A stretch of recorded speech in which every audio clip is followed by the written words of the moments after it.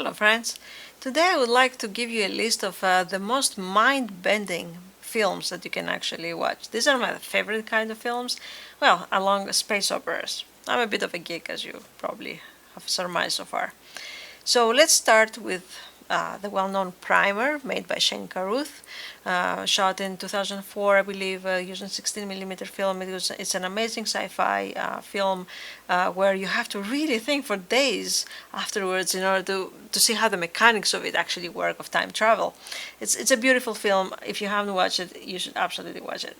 Shot for only $7,000. It's best sci-fi out there.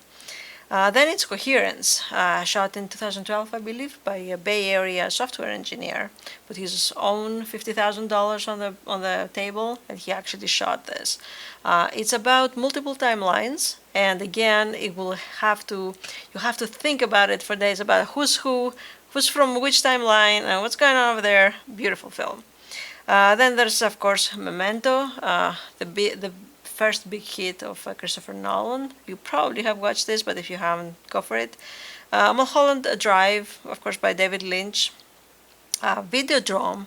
It's a very interesting film back in the 80s, shot in the 80s, along with Altered States, another film from about the same era. I believe they're must see if you're into those altered reality disassociation type of art films of the early 80s.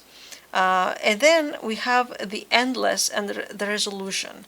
These are two films that were shot a few years ago by two directors. They always work together, and it's about. It's difficult to explain actually, but it's about some unseen entity that can actually put people into loops, time loops. Must see, especially The Endless. It's very well done, and in fact, Netflix licensed it, even if it was just an indie film, not much fanfare, and yet they went for it. Then, of course, there is Stalker, the Russian film, beautiful film, very, very surreal. I would say that it's probably the most surreal film I've ever watched in terms of gives you that uneasy feeling on you. And then there's PI, Inc., Time Crimes, Predestination, Cube, Donnie Darko. I'm pretty sure most of you have watched Donnie Darko. The One I Love, that's a rather newer film, 2016 I believe, shot for about $100,000.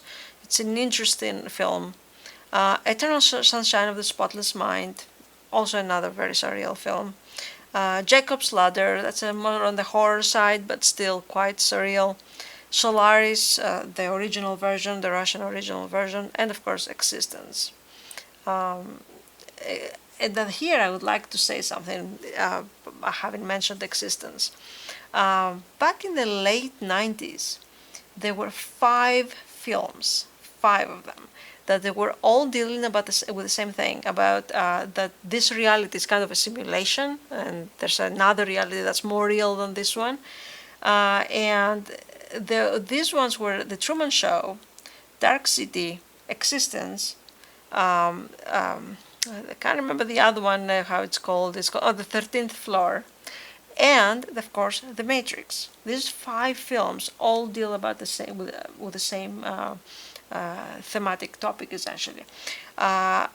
My favorite is, of course, The Matrix, but you should watch Existence and also Dark City.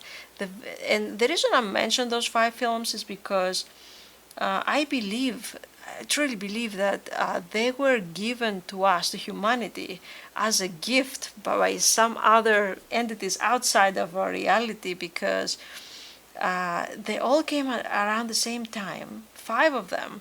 And in fact, the director of Dark City, Royas, I believe his name is, he said that he had lucid dreams about it for years before he actually shot it, and he even had entities on the end of his table, of his bed, giving him those ideas. It was always my suspicion that this was the case, that these 5 films were actually a gift to humanity.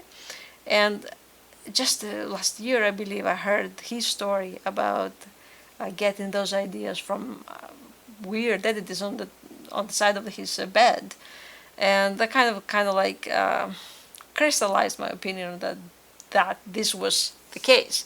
Of course, you could say, well, it was 1999. It was the end, the end of the world. A lot of people thought at the time, and so people naturally were making films that showed that this reality is not as real. But I truly don't believe so. I have just a feeling that those films were a gift.